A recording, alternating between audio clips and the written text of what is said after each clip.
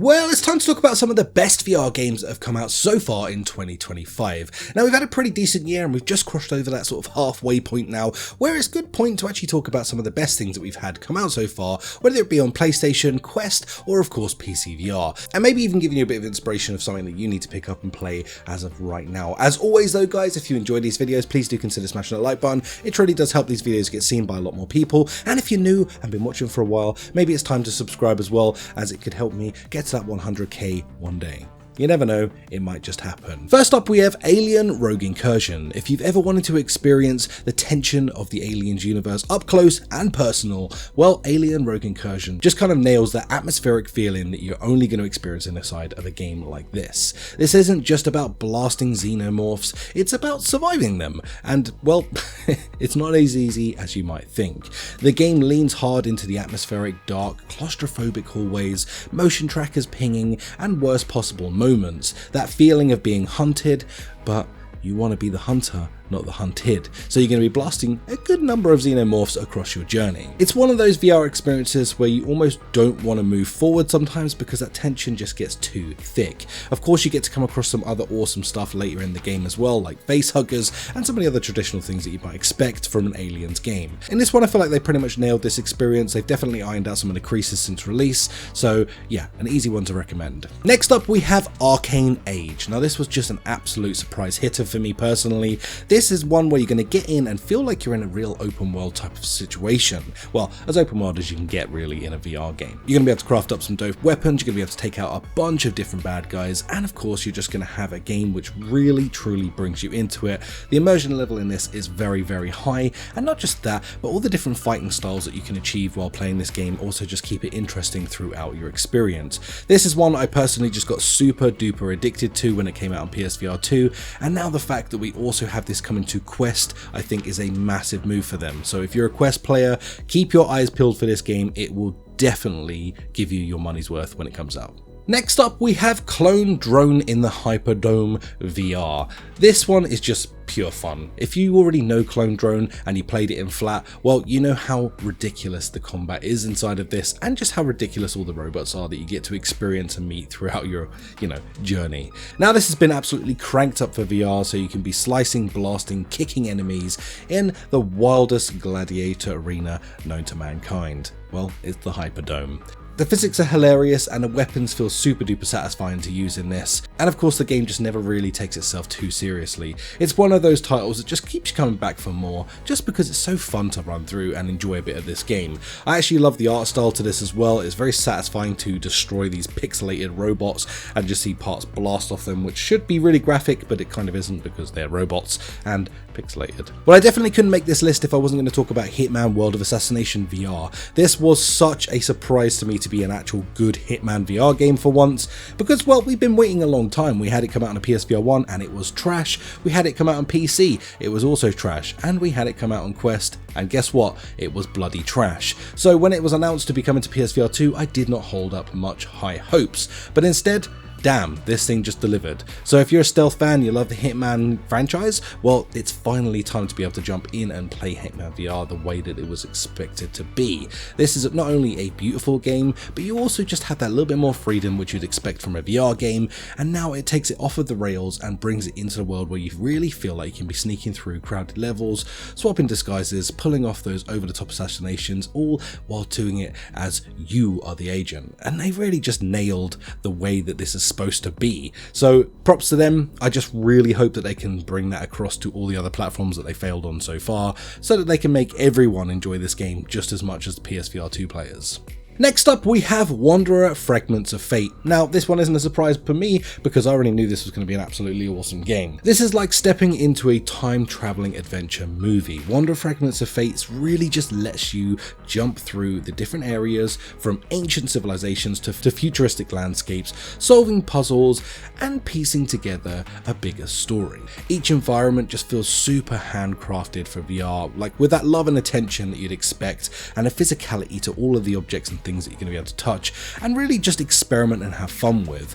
The variety really keeps you guessing what's going to be coming next, and it's just super cinematic, it's clever, and it has some of the best and it has some of the best world building moments that you're going to have inside of a VR game. This really is a contender for the game of the year in my opinion, and I just think they've actually smashed this. I mean, they held this game off for a long time and it really did pay off in my opinion.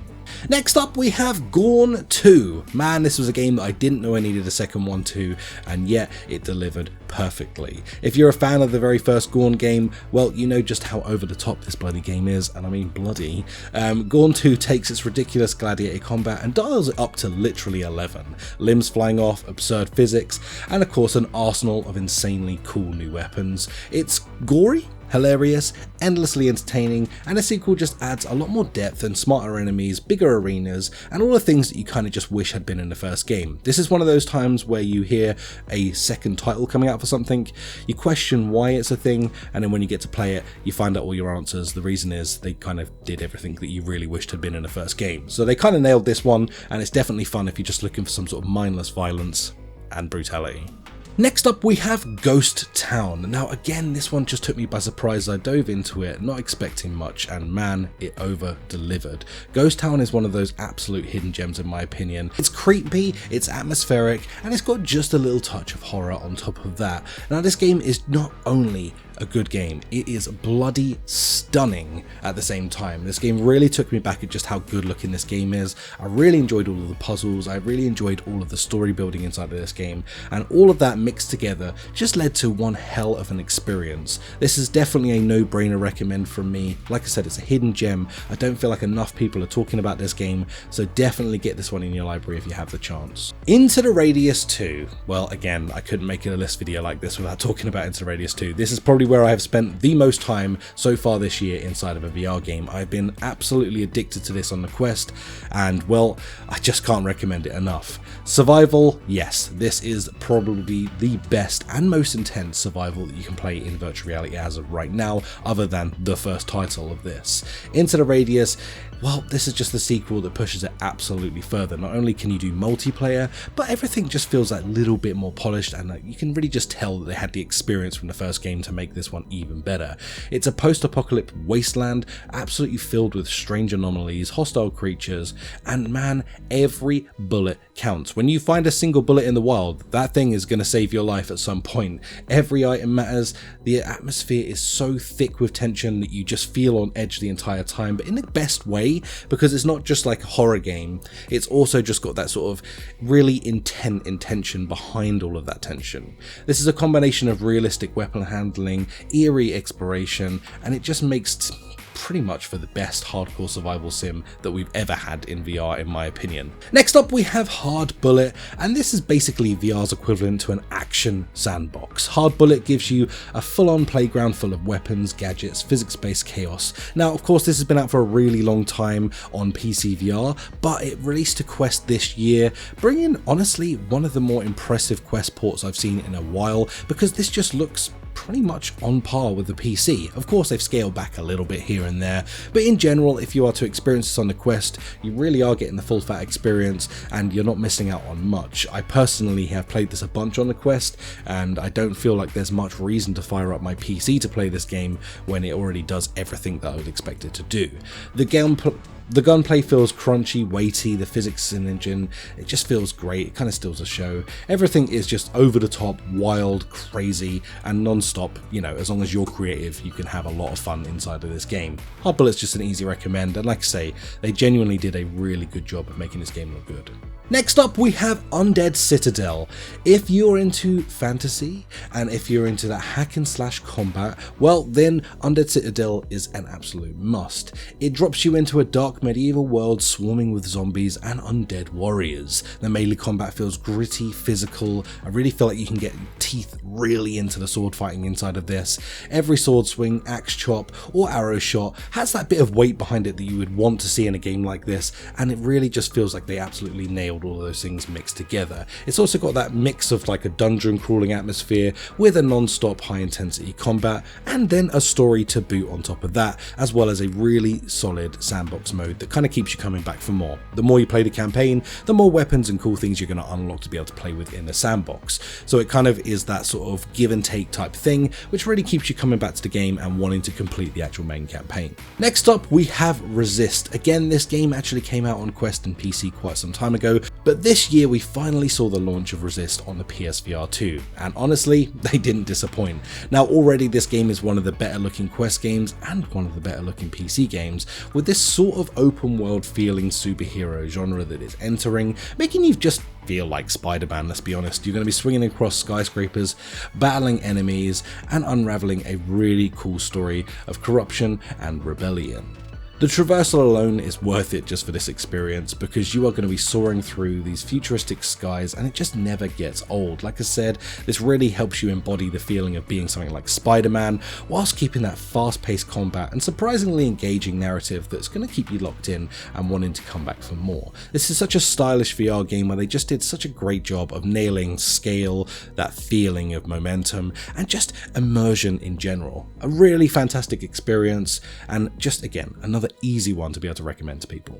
And last but not least, we have MADiSON VR. While I am not the best horror game guy in the world, because, well, I'm a bit of a wimp when it comes to it, I have to admit that this game was just incredible. Now, I personally only got to experience about 45 minutes of this before I just died, and I could not load this game up again, but having seen the reaction across the entire VR people that love horror, I can easily recommend this game based purely on others. This is pure terror, and I mean pure terror. This has already taken that terrifying psychological horror game that was flat originally, and now it's turned it up to 1 billion and put it into VR. And there is something to be said about playing any VR horror game. It really takes up that level of immersion and just freaking terrifyingness, and turns it up to the maximum that you're probably able to capably do without actually having some form of PTSD by the time you get out of the other side of it.